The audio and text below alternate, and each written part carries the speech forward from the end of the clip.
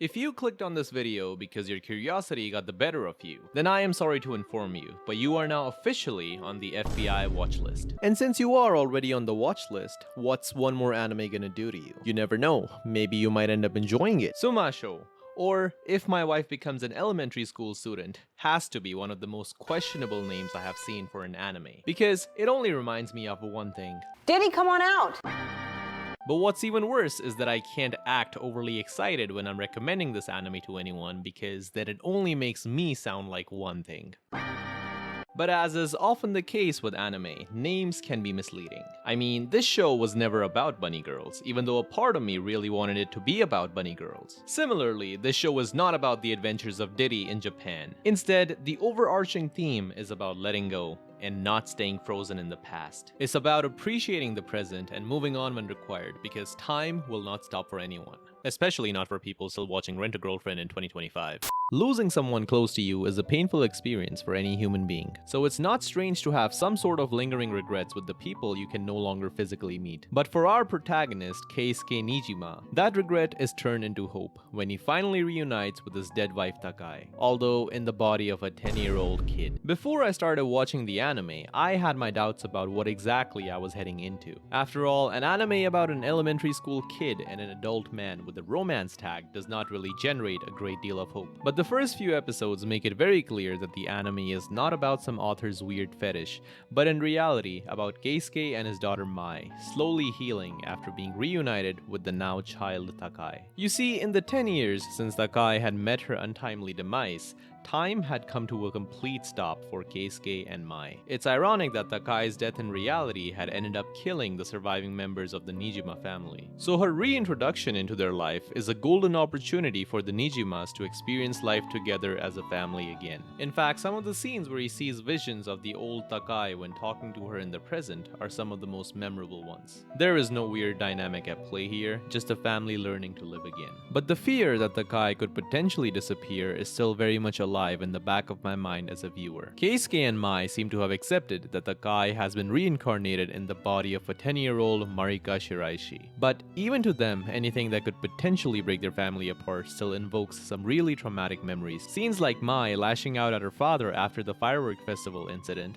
or Keisuke trying to take Takai away from her current family pop out as obvious examples. Regardless of the situation, there is no way a 10-year-old can now finally move in with her old family. Because for the rest of society, the only person moving in would be Diddy in Keisuke's body. Okay, I promise to stop with the Diddy jokes now. But the most pressing question is, how can a 10-year-old spend so much time away from her own family? Well, it doesn't take a genius to guess what the reason could be. We are soon introduced to Chika Shiraishi, single mother of Marika Shiraishi, the girl with Takai's memories. And to no one's surprise, Chika is not the best mother to Marika. It is hinted that Chika used to be a loving mother, but after her divorce, her life completely fell apart and the only thing remaining of her current family is too afraid to spend any more time with her. It's two different families with similar situations, but on one hand, while the Nijima family is now slowly turning a new leaf, the Shiraishi family is just falling further apart. But, like I said in the beginning, the overall theme of the anime is about moving on from your past. Every character that plays an active part in the anime is carrying some sort of baggage from their past. And my favorite character from the entire show is Chika Shiraishi,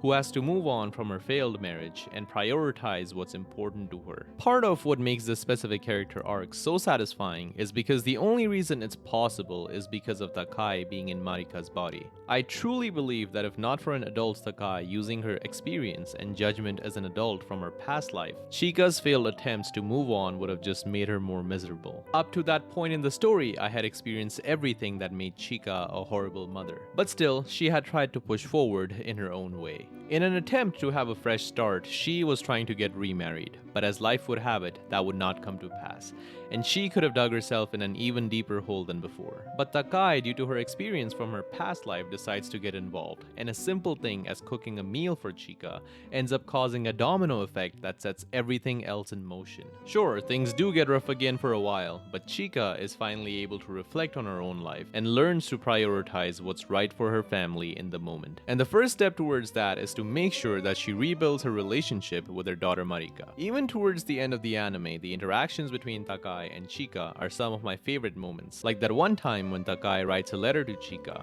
reassuring her that she had already redeemed herself and had become a wonderful mother. And as the season progresses, more and more characters are able to let go of their past and move on with their lives. The only people left who need to fully move on is the Nijima family, but more importantly, Keisuke and Mai. Because they never really got over Takai's initial death. If anything, they just reattached themselves to the now reincarnated Takai. This issue is amplified even further when Marika forgets her memories of being Takai. As a result, Mai and especially Keisuke slowly start regressing back to their old ways. And that's when the anime throws a curveball. See, as a viewer, you are made to believe that Takai Nijima has reincarnated in Marika's body. But in reality, Takai had possessed Marika's body. This changes everything. I thought I was watching the adventures of Diddy-kun, but in reality, I was watching the adventures of But jokes aside, the revelation causes Takai to realize the cost of her spending more time with her family. But the most important result of this revelation is that it causes a noticeable shift in Keisuke's attitude. Up until this point, Keisuke had largely avoided dealing with any emotions related to losing Takai again. But now, he must confront those feelings head on, because he truly understands how his wife would be feeling in these moments. And it isn't something that Takai communicates to Keisuke for him to understand it. No, Keisuke implicitly understands what his wife would prioritize as the right thing to do. That is the beauty of it. How even after knowing that losing Takai would hurt him the most,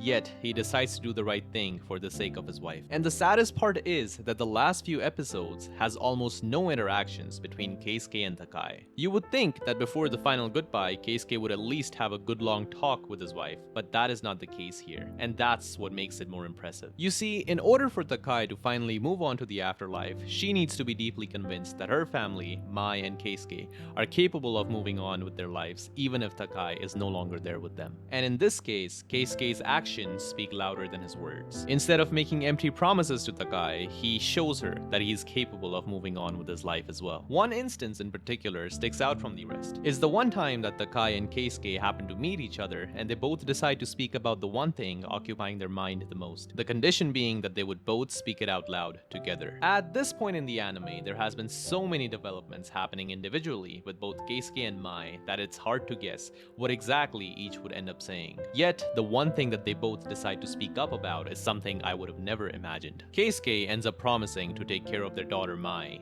and Takai also ends up asking Keisuke to take care of their daughter Mai. It was something so obvious, yet I never expected that to be the case. But this just goes to show how deep of a connection Keisuke and Takai share with each other, and how perfect they are as a couple, and yet life is unfair, so they must say their goodbyes soon. The point I'm trying to make is that you should watch If My Wife Becomes an Elementary School Student. If for whatever reason you feel like your own life has not been disappointing enough and you must cry yourself to sleep even more, then this is the perfect anime for that. There are countless moments that hit you when you least expect them to, and the message it conveys is simple. Life is unpredictable.